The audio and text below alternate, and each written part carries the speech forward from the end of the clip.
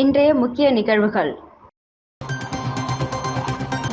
Cylinder தட்டுப்பாடு, விறகு அடுப்பிற்கு மாறிய ஹோட்டல்கள்.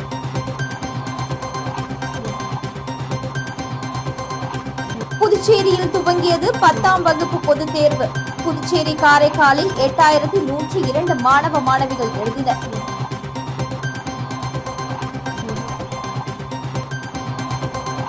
உயர்கல்வி படித்தவர்களும் காவல்துறைக்கு பணிக்கு வருகின்றனர். உதவி ஆய்வாளர் பணிக்கான ஆணை வழங்கும் விழாவில் முதல்வர் பேச்சு.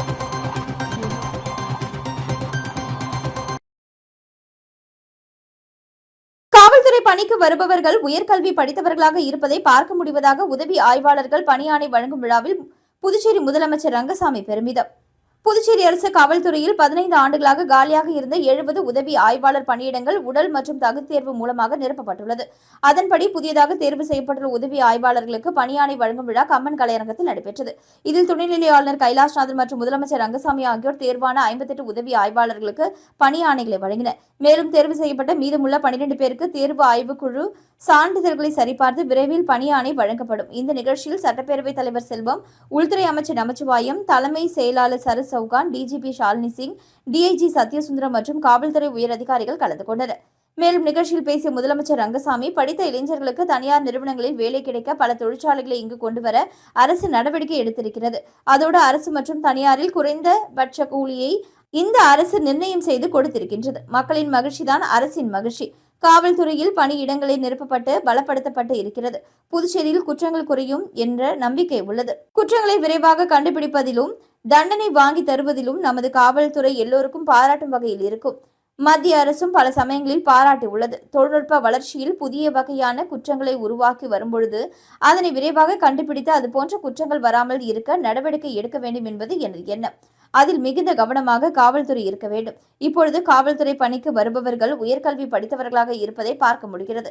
அப்படி உயர்கல்வியை பெற்று வரும் நீங்கள் சிறப்பாக பணியாற்ற வேண்டும். பயிற்சி பெறும்பொழுதே மக்களுக்கு பாதுகாப்பை உறுதி செய்ய வேண்டும். புதுச்சேரியில் சட்டம் ஒழுங்கு சீராக இருக்கின்றது என்பதை உருவாக்க தர வேண்டும் என முதலமைச்சர் ரங்கசாமி தெரிவித்தார்.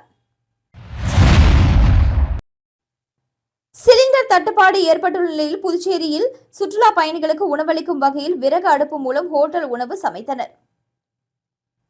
புதுச்சேரியில் வணிக பயன்பாட்டிற்கான எரிவாயு சிலிண்டர்கள் விநியோகத்தில் தட்டுப்பாடு ஏற்பட்டுள்ளதால் பல உணவகங்கள் சிரமத்தை சந்தித்து வருகின்றன. நேற்று முதல் பல வணிக நிறுவனங்களுக்கு சிலிண்டர் விநியோகம் தற்காலிகமாக நிறுத்தப்பட்டதாக கூறப்படுகிறது. இதனால் நகரில் உள்ள பல உணவகங்கள் செயல்பாடுகளை தொடர முடியாத சூழ்நிலை உருவாகி சில இடங்களில் மூடும் அபாயம் நிலவி வருகிறது. இந்த நிலையில் புதுச்சேரி புசி வீதியில் அமைந்துள்ள தனியார் ஹோட்டல் சமையல் எரிவாயுக்கு மாற்றாக பாரம்பரிய முறையில் விறகு அடுப்பை பயன்படுத்தி உணவுகளை தயாரித்து வருகிறது. வாடிக்கையாளர்களுக்கு வழக்கம் போல உணவு கிடைக்க வேண்டும் என்பதற்காக இந்த முயற்சி மேற்கொள்ளப்பட்டுள்ளதாக உணவக நிர்வாகம் தெரிவித்துள்ளது. விறகு அடுப்பில் சமைக்கப்படும் உணவுகளில் மட்டன் பிரியாணி, சிக்கன் பிரியாணி, இறால் காரக்குழம்பு, சாம்பார், கூட்டு, பொரியல் உள்ளிட்ட பல்வேறு வகை உணவுகள் தயாரிக்கப்படுகின்றன. அதோடு கடல் உணவுகளும் பாரம்பரிய முறையில் சமைத்து வாடிக்கையாளர்களுக்கு வழங்கப்படுகின்றன. வழக்கமான சிலிண்டரில் சமைக்கும் பொழுது அதிக அளவில் சமைக்கும் நிலையில் விறகு அடுப்பு மூலம் குறைந்த அளவில் சமைப்பதாக உணவு தயாரிப்பவர் பட்டாபி தெரிவித்துள்ளார். தமிழ்நாடு பாடத்திட்டத்தின் கீழ் நடைபெறும் 10ஆம் வகுப்பு பொதுத் தேர்வை புதுச்சேரி மற்றும் காரைக்காலில் உள்ள 174 தனியார் பள்ளிகளைச் சேர்ந்த 8102 மாணவ மாணவிகளும் 594 தனி தேர்வர்களும் எழுதுகின்றனர். தமிழக அரசின் பாடத்திட்டத்தின் கீழ் 10ஆம் வகுப்பு பொதுத் தேர்வுகள் இன்று தொடங்கி ஏப்ரல் 6ஆம் தேதி வரை நடைபெறுகிறது. இந்த நிலையில் புதுச்சேரியில் 147 தனியார் பள்ளியை சேர்ந்த 7078 மாணவர்களும் 411 தனி தேர்வர்களும், காரைக்கால் பகுதியில் 27 தனியார் பள்ளியை சேர்ந்த 1024 மாணவர்களும் 183 தனி தேர்வர்களும் இந்த தேர்வை எழுதுகின்றனர். இதற்காக புதுச்சேரி பகுதியில் 20 தேர்வு மையங்களும், காரைக்கால் பகுதியில் 6 தேர்வு மையங்களும் தேர்வு செய்யப்பட்டுள்ளது. ஒவ்வொரு தேர்வு மையத்திற்கும் பாதுகாப்பு ஏற்பாடு மற்றும் தேர்வின் பொழுது தடையின்றி மின்சார சேவை ஏற்பாடு செய்யப்பட்டது. பொது தேர்வெழுதும் பள்ளி மாணவர்கள் மற்றும் தனி தேர்வர்கள் தேர்வு மையத்திற்கு அலைபேசி மற்றும் எந்த ஒரு தகவல் தொடர்பு சாதனங்களையும் எடுத்து வரக்கூடாது என்றும், தேர்வு கூட அனுமதி சீட்டு இல்லாத மாணவர்கள் எக்காரணத்தை முன்னிட்டும் தேர்வு எழுத அனுமதிக்கப்பட மாட்டார்கள் எனவும் தெரிவிக்கப்பட்டது. மங்களம் தொகுதி என்ஆர் காங்கிரஸ் சார்பில் மகளிர் தின விழா கொண்டாட்டம் வெகு சிறப்பான முறையில் நடைபெற்றது. மங்களம் தொகுதி என்ஆர் காங்கிரஸ் மற்றும் காமாட்சி அம்மாள் அறக்கட்டளை சார்பில் உலக மகளிர் தின விழாவை கொண்டாடினர். விழாவிற்கு காமாட்சி அம்மாள் அறக்கட்டளை நிறுவன தலைவர் மோகித் ரவிக்குமார் தலைமை தாங்கினார். முன்னாள் சேர்மன் ரேவதி பர்குணன், முன்னாள் கவுன்சிலர் ரமேஷ், மாநில மாணவர் அணி தலைவர் குகன், பாலகிருஷ்ணன், சேகர் ஆகியோர் முன்னிலை வகித்தனர். தொகுதி தலைவி பிரபாவதி வரவேற்றார். சிறப்பு அழைப்பாளராக என்ஆர் காங்கிரஸ் பொதுச் செயலாளர் ஜெயபால் பங்கேற்று பேசியதாவது, முதல்வர் ரங்கசாமி மகளிருக்கு பாதி கட்டணத்தில் பத்திரப்பதிவு, மகளிர் உரிமை தொகை, பிறக்கும் பெண் குழந்தைகள் பெயரில் 50,000 ரூபாய் டெபாசிட் உள்ளிட்ட பல்வேறு சலுகைகளை வழங்கி இந்தியாவிற்கே முன்னோடியாக இருக்கின்றார். மக்களுக்கு சேவை செய்ய மனம் இருக்க வேண்டும். சிலர் பதவிக்கு வந்ததும் உடன் இருக்கும் கட்சியினரை மதிப்பது கிடையாது. தொகுதி மக்களை அனுசரித்து நடந்து கொள்வது கிடையாது. கட்சியை மதிப்பதே கிடையாது. குறைந்தபட்சம் ஒரு 10 பேருக்காவது நல்லது செய்ய வேண்டும். அப்பொழுதுதான் வளர முடியும். ரவிக்குமாருக்கு சேவை மனதுடன் பணிவு, அடக்கம் மற்றும் அன்பு நிறைந்துள்ளதால் அவருடைய லட்சியம் நிச்சயம் நிறைவேறும். இவ்வாறு அவர் பேசினார். முன்னாள் சேர்மன் பாலமுருகன், வட்டார மக்கள் இயக்கம் முரளிதரன் ஆகியோர் வாழ்த்துரை வழங்கினார்கள். விழாவில் சிவகுமார், தங்கராசு, ஹரிகிருஷ்ணன், மோகன்தாஸ், நடராஜன், இளங்கோ, பாபு உள்ளிட்ட பலர் கலந்து கொண்டனர். விழாவில் கலந்து கொண்ட தொகுதி மகளிர் சுய உதவிக் குழுவை சேர்ந்த 1700 மகளிருக்கு பரிசு பொருளை வழங்கி வாழ்த்தினார். மகளிர் அணி மகேஸ்வரி நன்றி கூறினார். புதுச்சேரியில் சமையல் எரிவாயு சிலிண்டர் தடையின்றி கிடைக்க நடவடிக்கை எடுக்க வேண்டும் என திருமண மண்டப உரிமையாளர்கள் சங்க தலைவர் இசை கலைவன் அரசுக்கு கோரிக்கை விடுத்துள்ளார். இதுகுறித்து அவர் அரசுக்கு விடுத்துள்ள கோரிக்கையில், திருமண மண்டபங்கள், ஹோட்டல்கள் மற்றும் கேட்டரிங் நிறுவனங்களுக்கு வணிக எல்பிஜி சிலிண்டர்கள் தட்டுப்பாடு இன்றி தொடர்ந்து கிடைக்க அரசு உடனடியாக நடவடிக்கை எடுக்க வேண்டும். ஆயிரக்கணக்கான மக்களின் வாழ்வாதாரத்தை பாதிக்கும் இந்த நிலையை அரசில் கவனத்தில் கொண்டு விரைந்து தீர்வு காண வேண்டும் என்று திருமண மண்டப உரிமையாளர்கள் சார்பாக பணிவுடன் கேட்டுக் கொள்வதாகவும், இத்தகைய நிலை தொடர்ந்தால் திருமண மண்டபங்களில் நடைபெறும் நிகழ்ச்சிகள் குறையும். இதனால் திருமண மண்டபங்களின் வருமானமும் கடுமையாக பாதிக்கப்படும். மேலும் அந்த தொழிலை நம்பியுள்ள சமையல் கலைஞர்கள், மேடை அலங்காரம் செய்பவர்கள், மின்விளக்கு மற்றும் பந்தல் அமைப்பவர்கள், புகைப்பட கலைஞர்கள் உள்ளிட்ட பல்வேறு தொழில்களும் அதனை சார்ந்த தொழிலாளர்களின் வாழ்வாதாரமும் பெரிதும் பாதிக்கப்படும். மேலும் திருமண மண்டபங்களை சார்ந்து செயல்படும் பல சிறு மற்றும் குறு தொழில்கள் இந்த நிலை காரணமாக நசிந்து போகும். இதனால் உள்ளூர் வணிகம் மற்றும் பொருளாதாரத்திற்கு ஏற்ப கடும் பாதிப்பு ஏற்படும். எனவே இந்த சூழலில் வணிகர்களின் நிலைமையை பாதுகாக்க அரசு விரைந்து உரிய நடவடிக்கை எடுக்க வேண்டும். ஆயிரக்கணக்கான மக்களின் வாழ்வாதாரத்தை பாதிக்கும் இந்த நிலையை அரசு கவனத்தில் கொண்டு திருமண மண்டபங்கள், ஹோட்டல்கள் மற்றும் கேட்டரிங் நிறுவனங்களுக்கு வணிக எல்பிஜி சிலிண்டர்கள் தட்டுப்பாடு இன்றி தொடர்ந்து கிடைக்க விரைந்து தீர்வு காண வேண்டும் என கேட்டுக்கொள்வதாக தெரிவித்துள்ளனர். புதுச்சேரியில் வணிக பயன்பாட்டிற்கான சிலிண்டர் விநியோகம் நிறுத்தப்பட்டுள்ள நிலையில் இன்று ஹோட்டல்கள் மற்றும் டீ கடைகள் வழக்கம் போல இயங்கி வருகிறது. ஈரான் மீது இஸ்ரேல், அமெரிக்கா நடத்தி வரும் போர் காரணமாக நாடு முழுவதும் வணிக பயன்பாட்டிற்கான சிலிண்டர் விநியோகம் முற்றிலும் நிறுத்தப்பட்டது. இதன் காரணமாக சுற்றுலா நகரமான புதுச்சேரியில் இயங்கி வரும் 750 ஹோட்டல்களில் சிலிண்டர் தட்டுப்பாடு ஏற்பட்டுள்ளது. மேலும் சிலிண்டர் கையிருப்பு உள்ள பெரும்பாலான ஹோட்டல்கள் இன்று வழக்கம் போல இயங்கி வருகிறது. அதேபோல டீ கடைகளும் இயங்கி வருகிறது. மேலும் சிலிண்டர் விநியோகம் நிறுத்தப்பட்டுள்ளதால் நாளை ஹோட்டல்கள் மூடல் சூழ்நிலை ஏற்பட்டுள்ளது.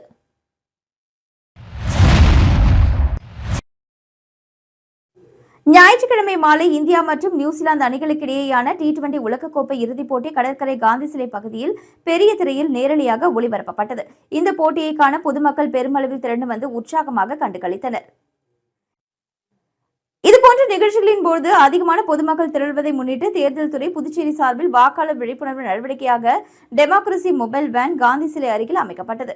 அங்கு வந்த பொதுமக்களுக்கு EVM மற்றும் VVPAT இயந்திரங்கள் மூலம் வாக்குப்பதிவு செய்வது எப்படி என்பதை நேரடி விளக்கத்துடன் காணும் வாய்ப்பு வழங்கப்பட்டது. பலரும் ஆர்வத்துடன் இந்த வாக்குப்பதிவு மாதிரி நிகழ்ச்சியை பார்த்து வாக்களிக்கும் செயல்முறையின் எளிமை, பாதுகாப்பு மற்றும் வெளிப்படைத்தன்மையை அறிந்து கொண்டனர். இந்த முயற்சி ஒவ்வொரு வாக்கும் முக்கியம் என்ற செய்தியை மக்களிடம் வலியுறுத்தி ஜனநாயகத்தில் பொதுமக்களின் பங்கேற்பை அதிகரிக்கும் நோக்கத்துடன் நடத்தப்பட்டது.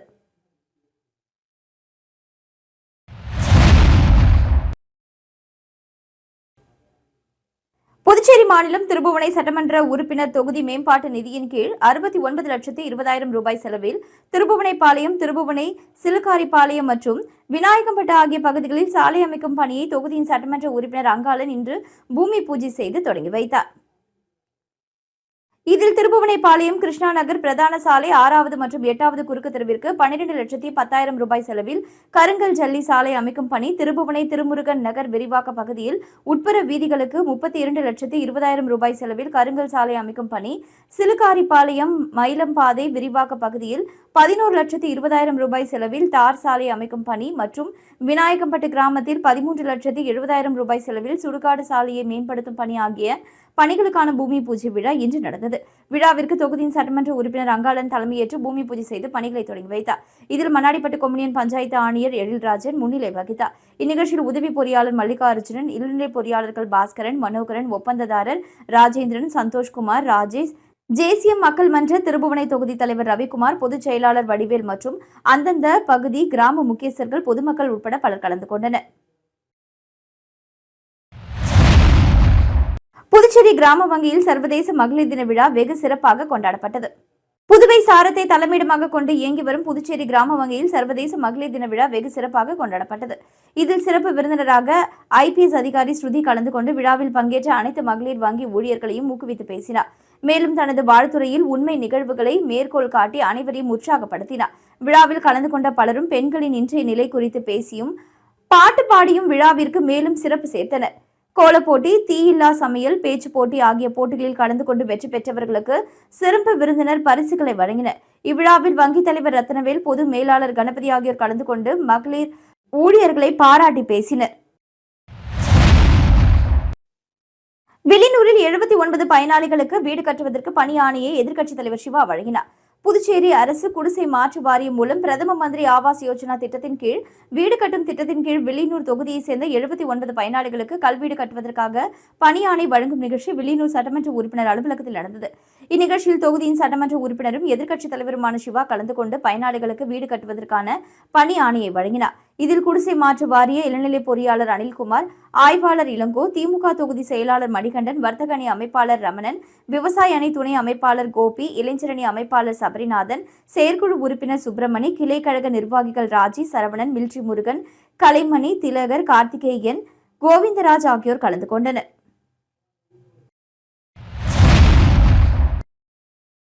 வில்லியனூர் தொகுதியில் புதியதாக பொறுப்பேற்றுள்ள இளைஞரணி அமைப்பாளர் மற்றும் இளைஞரணி துணை அமைப்பாளர்களுக்கு புதுச்சேரி மாநில திமுக அமைப்பாளரும் வில்லியனூர் தொகுதியின் சட்டமன்ற உறுப்பினருமான சிவா புதியதாக பொறுப்பேற்றுள்ள இளைஞர்களுக்கு சால்வை அணிவித்து வாழ்த்து தெரிவித்தார். புதுச்சேரி மாநிலத்தில் திராவிட முன்னேற்ற கழகத்தை வலுப்படுத்துவதற்காக இளைஞர்களுக்கு முக்கியத்துவம் கொடுக்கும் விதமாக புதிய இளைஞர்களை அக்கட்சியில் இணைத்து அவர்களுக்கு புதிய பொறுப்புகளை தொகுதி வாரியாக திராவிட முன்னேற்ற கழகத்தின் இளைஞர் அணி செயலாளரும் தமிழக துணை முதலமைச்சருமான உதயநிதி ஸ்டாலின் அறிவிப்பின்படி திமுக மாநில அமைப்பாளரும் சட்டப்பேரவை எதிர்க்கட்சித் தலைவரும் வில்லியனூர் தொகுதி சட்டமன்ற உறுப்பினருமான சிவா பரிந்துரையின் பேரில் வில்லியனூர் தொகுதியின் இளைஞர் அணி அமைப்பாளராக சபரிநாதன், துணை அமைப்பாளர்களாக ரகுநாதன், சர்மா, சிலம்பரசன், மணிகண்டன், அன்பரசன், சூர்யா ஆகியோர் புதியதாக பொறுப்பேற்றுள்ள இளைஞர்களுக்கு சிவா MLA சால்வை அணிவித்து வாழ்த்து தெரிவித்தார்.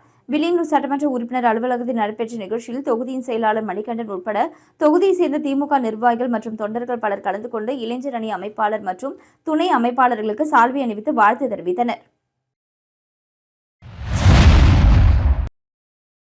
மார்டின் குழும நிறுவனர் பிறந்தநாள் புதுச்சேரியில் அமைச்சர் ஜான்குமார் சார்பில் தடபுடலான விருந்து வழங்கப்பட்டது. மார்டின் குரூப்ஸ் ஆஃப் கம்பெனி நிறுவனரின் பிறந்தநாளை முன்னிட்டு புதுச்சேரி காமராஜர் நகர் தொகுதியில் இன்று பொதுமக்களுக்கு சிறப்பு விருந்து வழங்கப்பட்டன. காமராஜர் நகர் தொகுதியில் அமைந்துள்ள உணவு கூடாரத்தில் நாள்தோறும் தலைவாழை இலை விருந்து வழங்கப்படுவது வழக்கம். இன்று மார்டின் அவர்களின் பிறந்த நாளை முன்னிட்டு வழக்கமான உணவுடன் கூடுதலாக இறால் வறுவல், ஃபிங்கர் ஃபிஷ், ஐஸ்கிரீம் மற்றும் ஜூஸ் வகைகள் வழங்கப்பட்டது. மேலும் வருகை தந்த பொதுமக்களுக்கு ஒரு டிஃபன் பாக்ஸ் வழங்கப்பட்டது. அந்த டிஃபன் பாக்ஸின் உள்ளே இனிப்பு வைக்கப்பட்டிருந்தது குறிப்பிடத்தக்கது. இந்த நிகழ்வு குறித்து அமைச்சர் ஜான்குமார் அவர்கள் கூறியதாவது: இன்று எனது தெய்வத்தின் பிறந்தநாள். அதை கொண்டாடும் விதமாக இந்த உணவு வகைகள் மக்களுக்கு சிறப்பாக கொடுக்கப்பட்டுள்ளது. வரும் அனைத்து மக்களும் வயிறார சாப்பிட்டுவிட்டு எனது தெய்வத்தை இன்னும் 100 ஆண்டு காலம் வாழ வேண்டும் என்று ஆசிர்வதிக்க வேண்டும். அதுவே எனக்கு மிகப்பெரிய சந்தோஷமாக இருக்கும். விழாவின் ஒரு பகுதியாக ஜான்குமார் பேரவை சார்பில் மாபெரும் பிரம்மாண்டமான கேக் வெட்டி பிறந்தநாள் கொண்டாடப்பட்டது. நெல்லித்தோப்பு சட்டமன்ற உறுப்பினர் ரிச்சர்ட் ஜான்குமார் நேரடியாக கலந்து கொண்டு பொதுமக்களுக்கு உணவுகளை பரிமாறினார். காமராஜர் நகர் மற்றும் நெல்லித்தோப்பு தொகுதி தலைவர் விஜயராஜ் மற்றும் நிர்வாகிகள் இந்த நிகழ்வில் உடனிருந்தனர். புதுச்சேரி சிக்னலில் மாற்றுத்திறனாளி ஒருவர் இருசக்கர வாகனத்தில் பெட்ரோல் இல்லாமல் செய்வதறியாமல் நின்று கொண்டிருந்த பொழுது அங்கு பணியில் இருந்த ஊர்காவல் படை காவலர் ஒருவர் மாற்றுத்திறனாளியின் வாகனத்தை அருகே இருந்த பெட்ரோல் பங்க் வரை தள்ளிக்கொண்டு செல்லும் வீடியோ சமூக வலைதளங்களில் வைரலாக பரவி வருகிறது. புதுச்சேரி கடலூர் சாலை மரப்பாலம் சந்திப்பு எப்பொழுதும் போக்குவரத்து நெரிசல் நிறைந்த பகுதியாக காணப்படும். போக்குவரத்தை சரி செய்யும் பணியில் போக்குவரத்து போலீசார் மற்றும் ஊர்காவல் படை காவலர்கள் ஈடுபடுவார்கள். இந்த நிலையில் நேற்று மாலை ஊர்காவல் படை காவலர் மணிபாலன் மரப்பாலம் சந்திப்பு சிக்னலில் போக்குவரத்து சரி செய்யும் பணியில் ஈடுபட்டுக் கொண்டிருந்தார். அப்பொழுது அங்கு வந்த மாற்றுத்திறனாளி ஒருவரின் இருசக்கர வாகனம் பெட்ரோல் இல்லாமல் நின்றது. தொடர்ந்து அந்த மாற்றுத்திறனாளி அவரது வாகனத்தை சிரமத்துடன் தள்ள முயன்று கொண்டிருந்தார். இதனை கண்ட ஊர்காவல் படை காவலர் மணிபாலன் மாற்றுத்திறனாளியின் வாகனத்தை அருகே இருந்த பெட்ரோல் பங்க் வரை அவரை அமர வைத்து தள்ளி கொண்டு செல்லும் வீடியோ இணையதளத்தில் வைரலாகி வருகிறது. தொடர்ந்து மாற்றுத்திறனாளிக்கு உதவி செய்த ஊர்காவல் படை வீரர் மணிபாலனை முன்னாள் சட்டமன்ற உறுப்பினரும் பாஜக பிரமுகருமான பாஸ்கர் மற்றும் அப்பகுதி மக்கள் பாராட்டினர். மீண்டும் இன்றைய முக்கிய நிகழ்வுகள். சிலிண்டர் தட்டுப்பாடு, விறகு அடுப்பிற்கு மாறிய ஹோட்டல்கள்.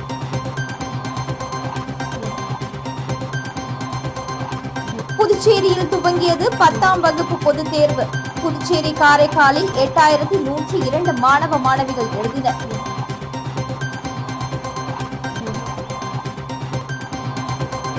உயர்கல்வி படித்தவர்களும் காவல்துறைக்கு பணிக்கு வருகின்றனர். உதவி ஆய்வாளர் பணிக்கான ஆணை வழங்கும் விழாவில் முதல்வர் பேச்சு.